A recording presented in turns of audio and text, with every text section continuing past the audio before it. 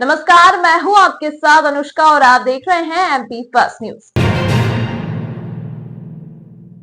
विश्व प्रसिद्ध ज्योतिर्लिंग महाकालेश्वर में परंपरा अनुसार आज दोपहर में भस्म आरती की गई। महाकाल में दिन की भस्म आरती वर्ष में केवल एक बार ही होती है, जिसे देखने के लिए दूर दूर से श्रद्धालु आते हैं। आज भस्म आरती में हजारों श्रद्धालु शामिल हुए। आज भस्म आरती में हजारों श्रद्धालु शामिल हुए। इससे पहले सुबह महाकाल को दूल्हे के रूप में सजाया गया और 1 क्विंटल फूलों का सेहरा बांधा गया। भस्म आरती के साथ ही शिव नवरात्रि महोत्सव का समापन हो गया। यूं तो महाशिवरात्रि का पर्व देश भर में मनाया जाता है, परंतु बाबा महाकाल की नगरी उज्जैन में इस पर्व की बात ही कुछ खास है। फागुन माह में राजाधिराज महाकाल के आंगन में विवाह अर्थात महाशिवरात्रि की धूम रहती है। इस श्रृंगार का मुख्य उद्देश्य बाबा को दुल्हे के रूप में तैयार करना होता है। जिस प्रकार शादी से पहले दुल्हे को तैयार किया जाता है, उसी प्रकार की रस्में बाबा महाकाल के साथ होती हैं। महाशिवरात्रि के दूसरे दिन आज बाबा महाकाल राजा को दूध, दही, घी से पंचामृत स्नान कराया गया। तत्पश्चात चंदन, इत्र व केसर सहित सुगंधित द्रव्यों से लेपन किया गया। इसके बाद बाबा महाकाल को भस्म रमाई गई। भस्मी चढ़ाने के बाद बाबा को वस्त्रों से श्रृंगारित किया गया और फिर भस्म आरती की गई। इस प्रकार बड़े धूमधाम से महाशिवरात्रि का पर्व संपन्न हुआ। शिव नवरात्रि का समापन की ओर है। भगवान महाकालेश्वर अभी दूल्हा रूप में दर्शन दिए हैं और अब जो है भस्म आरती संपन्न हुई है और भस्म आरती के पश्चात पुनः निराकार रूप में भगवान महाकाल के दर्शन भक्तों को प्राप्त हो रहे हैं। महाकाल की जो परंपरा है, महाकालेश्वर मंदिर की जो परंपरा है, उस परंपरा के अनुसार सभी विधि विधान का निर्वहन किया गया है। 9 दिन तक भगवान का जो भी श्रृंगार प्रतिदिन अलग अलग हुआ है और आज का जो दिन था वो दिन समापन की ओर रहा है और भगवान का पूजन, आरती, सेवा, श्रृंगार, सेरा दर्शन सबके पश्चात सेरे का प्रसाद भी, यानी हमारे यहाँ लूटने की परंपरा नहीं है, हमारे यहाँ प्रसाद की परंपरा है और वो प्रसाद सेरे का भक्त प्राप्त करके वर्ष भर तक अपने परिवार में धन और धान्य की बरकत की प्रार्थना करते हुए प्रसाद ले गए और वो अपने घरों में जहाँ भी बरकत के रूप में रखेंगे तो महाकाल उनको बरकत प्रदान करता है। कारण है कि भगवान महाकालेश्वर जो है दूल्हे के स्वरूप में श्रृंगारित है, श्रृंगार हुआ है, दूल्हा उनको बनाते हैं और दूल्हे के रूप में जो श्रृंगार होता है, यदि उस समय जो प्रातःकाल 4 बजे भस्म आरती का जो समय है,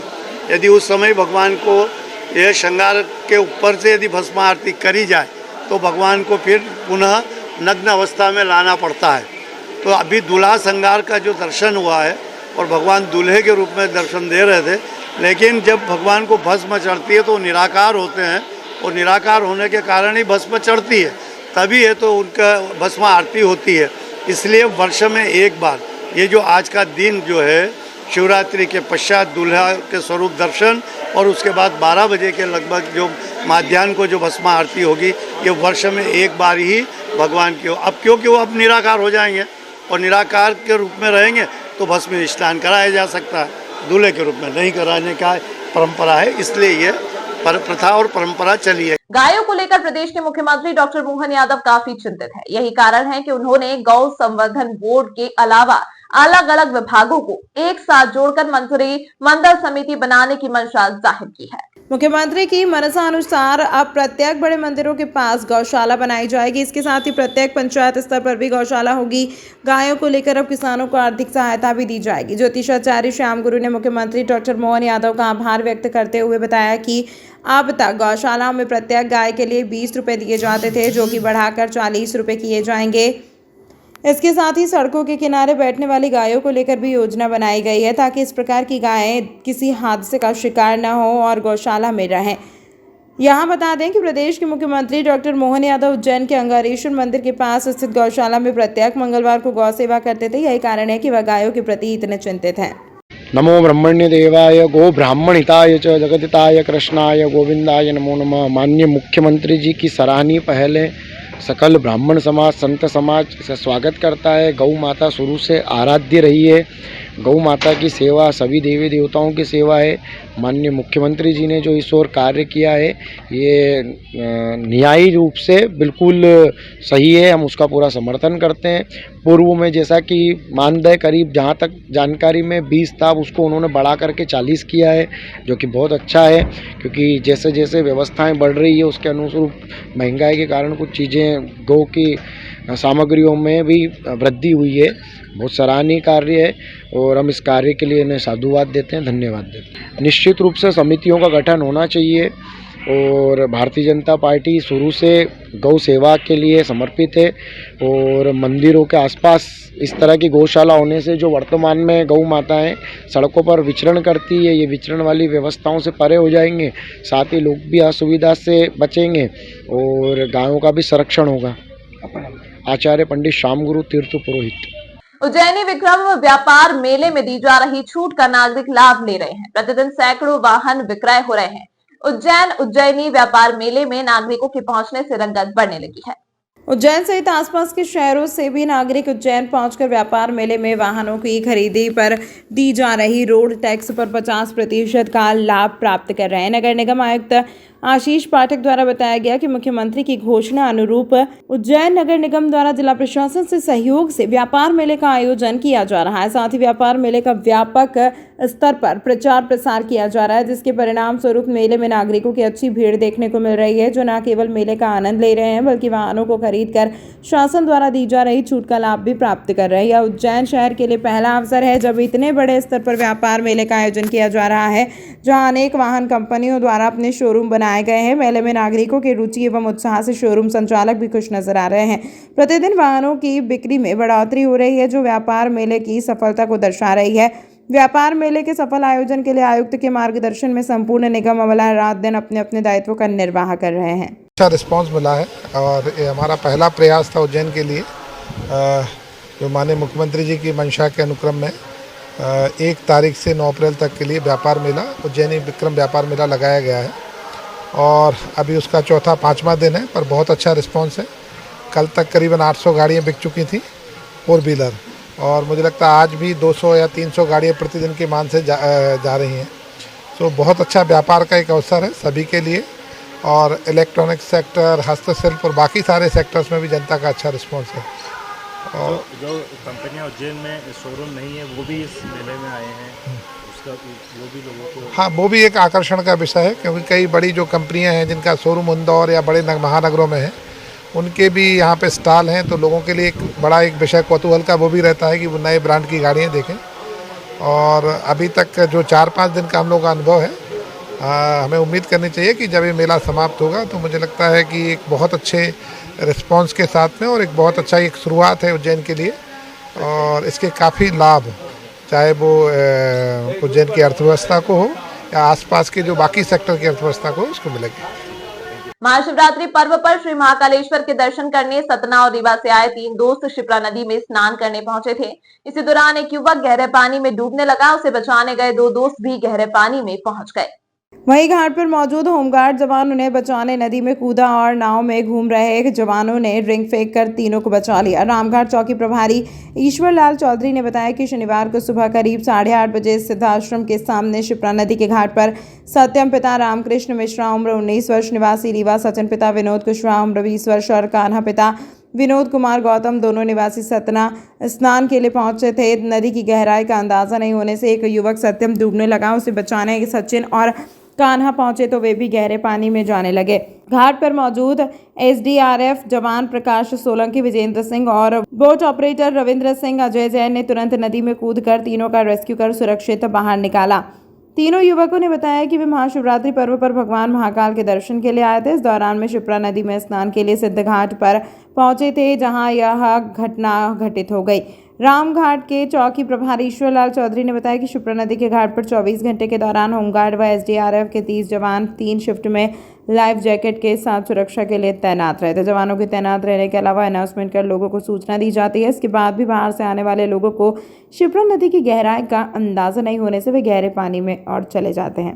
सत्यम मिश्रा ये अभी सतना और रीवा के यात्री आए थे, जो सिद्ध घाट पे नहाते समय पैर फिसलने से गहरे पानी में चले गए और डूबने लगे, जिससे एसडीआरएफ जवान प्रकाश सोलंकी, विजेंद्र सिंह और बोट चालक और बोट ऑपरेटर ये बोमैन रविंद्र सिंह और अजय जैन ने तुरंत छलांग लगाई और इनको बाहर निकाला, रेस्क्यू किया। इंदौर के आध्यात्मिक मानव सेवी कृष्णा मिश्रा गुरु द्वारा त्योहारों कर मानवीय संदेश देने की कड़ी में विगत 6 वर्षों से महाशिवरात्रि को रुद्रपाठ ओम नमः शिवाय की गूंज के साथ संयुक्त परिवार संदेश के रूप में मनाया जाता है, जो महाशिवरात्रि का संदेश देता है। इस वर्ष भी महाशिवरात्रि पर्व के उपलक्ष्य में इंदौर के कृष्णा गुरुजी ने उज्जैन के संयुक्त परिवार नाहरवाला कार्तिक चौक का सम्मान किया, जिसमें 45 सदस्य शामिल थे।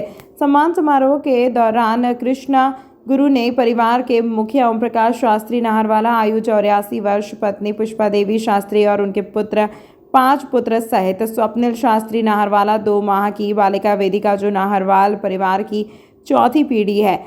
इसके अलावा परिवार के सदस्यों को शिव परिवार संयुक्त परिवार की ट्रॉफी और तिरंगे केसरिया दुपट्टे उड़ाकर स्वागत किया गया। कृष्ण गुरु ने भगवान शिव के संयुक्त परिवार का उदाहरण देते हुए बताया कि शिव जी जिनका वाहन नंदी है, गले में सर्प है, और पुत्र गणेश जिनका वाहन मूषक है, दूसरे पुत्र कार्तिकेय हैं जिनका वाहन मोर है। इन सब बातों में चिंतन का विषय यह है कि नंदी, मूषक, सर्प और मोर एक साथ नहीं रह सकते, फिर भी शिव दरबार में हम इनके एक साथ दर्शन करते हैं।